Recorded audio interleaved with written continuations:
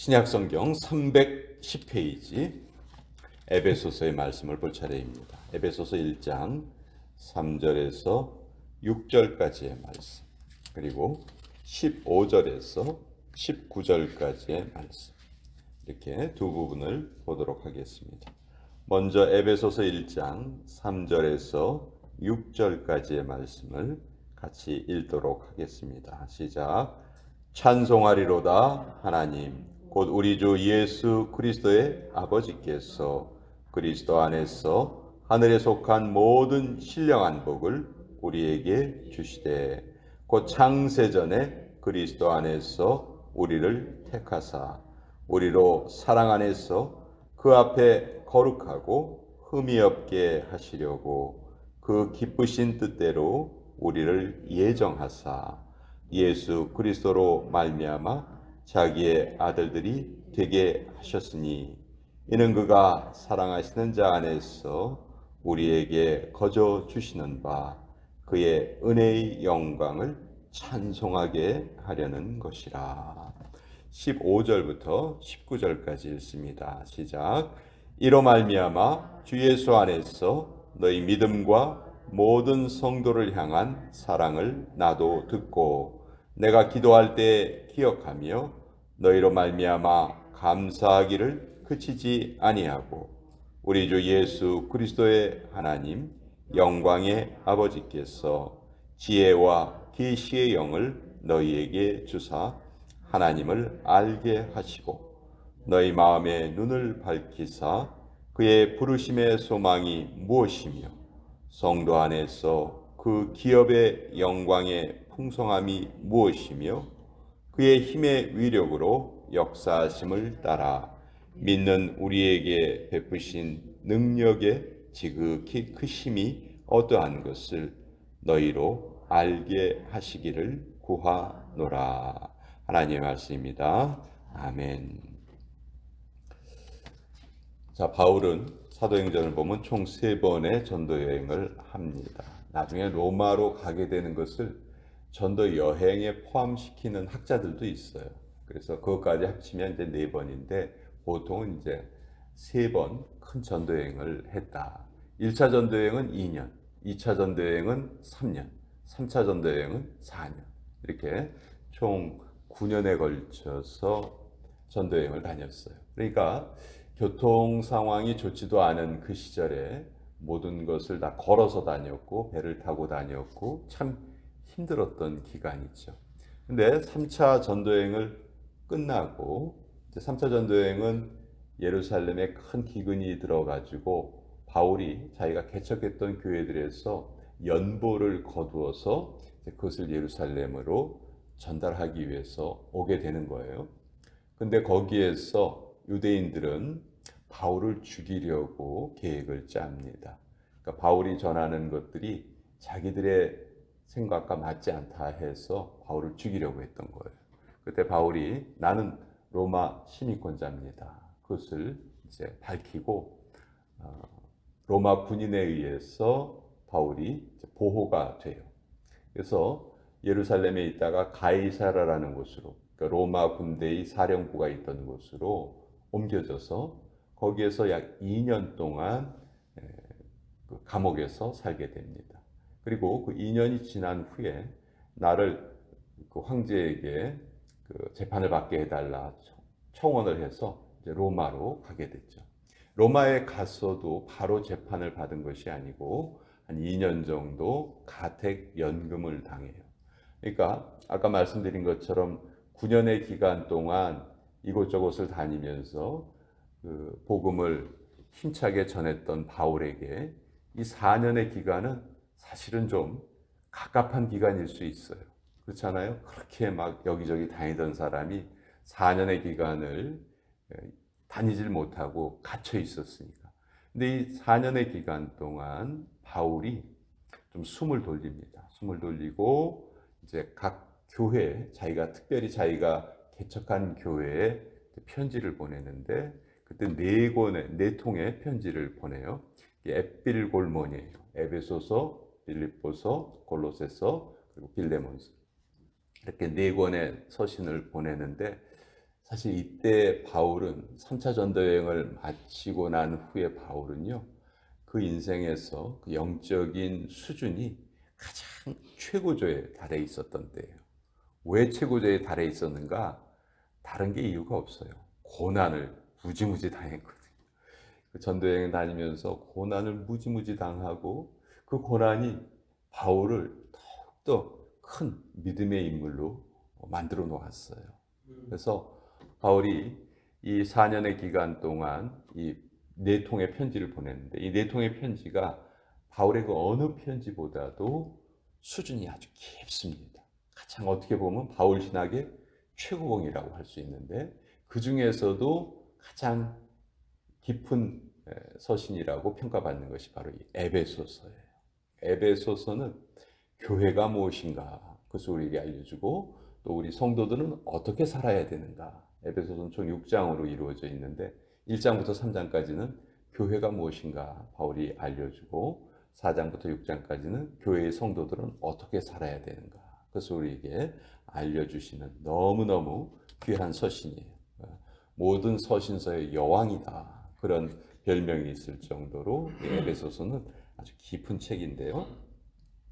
자, 오늘 3절부터 6절까지에 보면은 하나님께서 나라는 존재에 대해서 어떻게 말씀하고 계시는가. 여러분, 유일하게 인간만이 나는 누구인가 이것을 고민합니다. 천사들 나는 누구인가 그런 거 고민하지 않아요. 하나님이 지으신 동물들 나는 왜 사자인가 나는 왜 호랑이인가 그런 거 고민하지 않습니다. 식물들도 마찬가지죠. 근데 오직 사람만이 자기 자신의 정체성에 대해서 많은 고민을 합니다. 아마 이 세상에 사는 사람들 치고 나는 이 세상에 왜 태어났지? 내가 어떠한 존재이지? 이거 생각 한 번이라도 안 해본 사람은 거의 없을 거예요. 모든 인간이 동일하게 가지고 있는 의문이에요. 그리고 이 의문에 대해서 바른 답을 가지고 있는 사람들이 있는가 하면 이것을 깨닫지 못하고 살아간 사람들도 많습니다. 우리도 하나님을 믿지 않았다면 우리가 어떤 존재인가 제대로 깨닫지 못했을 거예요. 근데 하나님을 알게 되고 하나님께서 우리에게 믿음을 주시고 특별히 생명의 말씀을 우리에게 주셔서 우리가 어떤 존재인지를 알게 해주세요.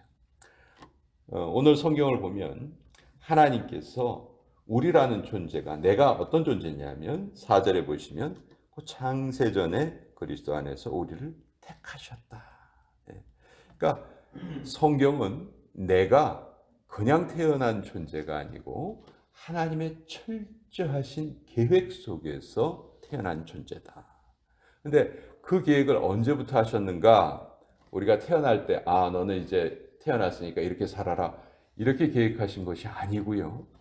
창세 전에, 온 우주가 만들어지기도 전에 우리라는 존재가, 나라는 존재가 하나님의 철저하신 계획 속에 있었다는 거예요. 이 세상이 만들어지기 전부터. 왜 이러셨는가? 우리에게 목적이 있으셨던 거죠. 그 목적이 무엇인가? 5절 뒷부분에 보면 자기의 아들들이 되게 하셨으니 우리를 하나님께서 특별히 하나님의 자녀로 삼아주셨다는 거죠. 창세전부터 우리를 계획하셔서 우리를 하나님의 아들이 되게 하셨다. 이게 내 삶의 이유예요. 이것이 내 인생의 목적이에요. 나는 왜 사는가? 나는 왜 이 세상에 존재하는가? 그건 사실 내가 결정한 것이 아니거든요. 하나님에 의해서 보내심을 받은 존재다. 우리가 이거 하나만 제대로 깨달아도요, 우리의 인생이 달라집니다. 완전히 달라져요. 나는 하나님께 보내심을 받은 존재구나. 하나님의 목적을 위해서 하나님께 보내심을 받은 존재구나. 이걸 누구보다 잘 깨달은 사람이 저는 바울이었다고 생각해요. 바울은 그 삶이 처음에는 예수님을 거역하던 자였지만 예수님을 만난 후에 자기의 삶의 목적을 깨달은 후에는 정말 그거 하나에 집중해서 다른 모든 것을 버리고 살았던 사람이죠. 우리가 그렇게 살아야 된다 하는 거예요. 그래서 6절 이는 그가 사랑하시는 자 안에서 우리에게 거저 주시는 바 그의 은혜의 영광을 찬송하게 하려는 것이라.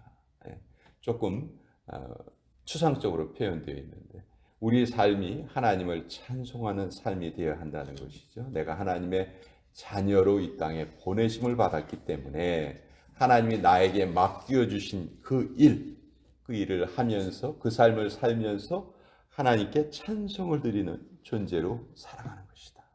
그리고 이렇게 하나님께 찬송을 드리는 존재로 살아가는 것은 하나님께 기업을 받는 그런 일이에요. 그래서 18절에 한번 보세요. 너희 마음의 눈을 밝히사 그의 부르심의 소망이 무엇이며 성도 안에서 그 기업의 영광의 풍성함이 무엇이며. 자, 우리가 하나님의 은혜로 깨달아야 되는 게 있어요. 그것이 뭐냐면 내 기업의 영광을 깨달아야 되는데 이 기업이란 말은 성경에서 나오는 기업은 가장 쉬운 말로 바꾸면 상속이에요. 상속은 부모가 자녀에게 물려주는 것이죠.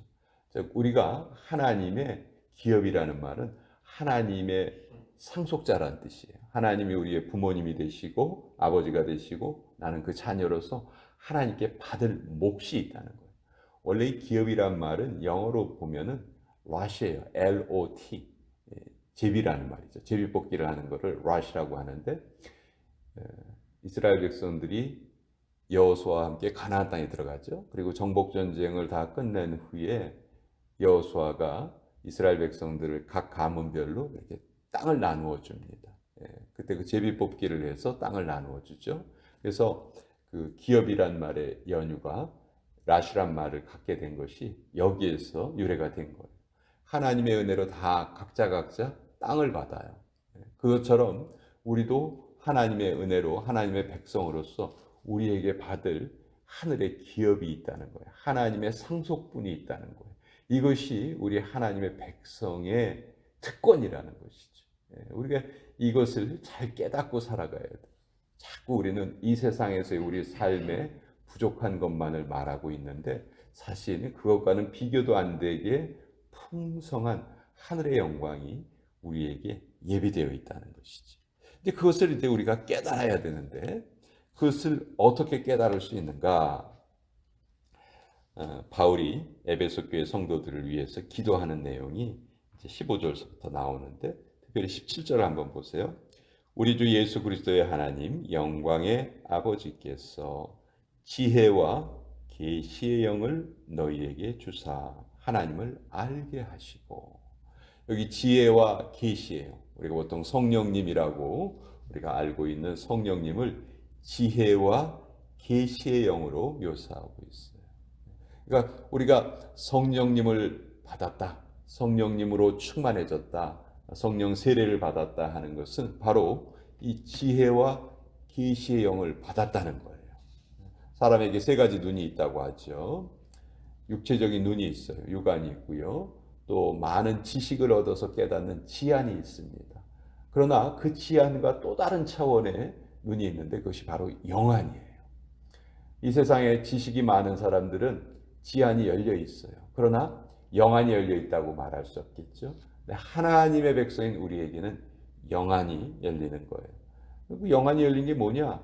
예수님을 믿게 되었다는 것이죠. 예수님을 알게 되었다는 거예요. 하나님이 어떤 분이신지 우리의 창조주시라는 것을 알게 되었다는 것이 바로 영안이 열렸다는 것이죠. 여러분 생각해 보세요. 두더지의 눈하고 독수리의 눈이 같을 수가 없겠죠. 두더지는 맨날 땅속을 파고 다닙니다. 반면에 독수리는 높은 창공을 날아다니면서 그 창공에서 땅을 내려다봐요. 두더지를 아무리 높은 곳으로 끌고 올라가도요, 독수리가 보는 것을 보지 못해요. 왜? 두더지의 눈이 열려 있지 않기 때문이죠. 그러나 눈이 열려 있는 성도들의 삶의 방식은 다를 수밖에 없죠. 왜? 가치관이 달라졌으니까. 내가 무엇을 추구해야 되는데 그 추구의 방향이 달라졌으니까. 그전에는 이 세상을 향해서 열심히 살아갔다면 이제는 하늘나라를 향해서 열심히 살아가기 때문에 방향이 완전히 달라진 것이죠. 그러니까 우리 성도들의 삶이 하나님 믿지 않는 사람들의 삶하고 다른 것은요, 아주 당연한 거예요. 이게 같으면 큰일이에요. 같으면 이게 something wrong, 뭔가가 잘못되어 있다는 거죠. 그래서 우리는 늘 다른 삶을 살아야 한다. 그래서 자, 우리의 눈을 밝혀 주시옵소서. 18절 너희 마음의 눈을 밝히사 그의 부르심의 소망이 무엇인가. 만약 바울이 예수님의 부르심을 받지 못했다면 그냥 한 명의 열심 있는 유대교 신자 혹은 좀 똑똑하니까 랍비 그것으로 생을 마쳤을 거예요. 그러나 바울은 예수님의 부르심을 받고 그 인생이 완전히 바뀌죠. 내가 이 땅에 사는 것은 예수님의 복음을 전하기 위해서 하나님이 나를 이방인을 위한 그릇으로 선택하신 존재구나. 그것을 깨닫잖아요. 그리고 그때서부터는 오직 그거 하나, 이방인들을 위해서 복음을 전하는 그 일에 자기의 생명을 아끼지 않잖아요. 그것이 바울의 삶의 목표가 됐거든요. 그러니까 부르심을 깨닫는 게 중요해요. 저나 여러분이나 다 부르심이 있어요. 우리가 지금 처한 이곳에서 저는 이 샘물교회를 일정한 기간 동안, 맡겨진 기간 동안 섬기라고 전 부르심을 받았어요. 또 여러분은 이 교회를 섬기는 또 교회의 귀한 직분자로, 또 귀한 교회 성도들도 부르심을 받은 거예요. 그것이 우리의 영적인 사명인 거죠. 그러니까 그것을 깨닫고 사느냐, 깨닫지 못하느냐, 너무너무 큰 차이가 있겠죠. 그래서 결국 하나님은 우리를 그냥 내버려 두지 않으시고 19절에 보면 그의 힘의 위력으로 역사하심을 따라 믿는 우리에게 베푸신 능력의 지극히 크심이 어떠한 것을 너희로 알게 하시기를 구하노라. 우리에게 능력이 있다는 거예요. 우리에게 기도의 능력이 있어요. 우리에게 찬양의 능력이 있어요. 우리가 말씀을 읽을 때 말씀을 깨닫는 능력이 하나님을 통해서 우리에게 주어지는 거. 그러니까 난 못해요, 안 해요, 힘들어요. 다 마찬가지. 그렇지만 우리가 믿음이 있다는 것은 그것을 뛰어넘는 하나님의 능력을 받는 삶입니다. 그러니까 우리가 살아가면서 힘들고 어려울 때에도 그것을 강조하는 것이 아니고 그것을 뛰어넘는 하나님의 능력을 강조하면서 사는 것. 그것이 우리의 삶의 방식이라는 것이죠. 이것이 바울이 에베소 교회 성도들에게 부탁하고 싶은 말이었어요. 근데 에베소 교회 성도들뿐만이 아니겠죠. 오늘 살아가는 나도. 불신자는 돈의 힘이 있다는 것을 아니까 돈을 사랑하죠. 북한의 김정은은 핵폭탄이 위력이 있다는 것을 아니까 핵폭탄을 사랑하는 거예요. 근데 우리는 그런 것을 사랑하는 사람들이 아니고 하나님의 능력을 알기 때문에 우리는 하나님의 능력을 사모하고 그것을 사랑하는 것이죠. 그리고 하나님 분명히 오늘도 우리에게 그 하나님의 능력을 우리에게 베풀어 주시겠다 약속하셨기 때문에 오늘 우리가 또 이 자리에 모여 있고 또 하나님께 같이 기도하면서 그 능력을 구하는 그런 삶을 살아가는 것이죠.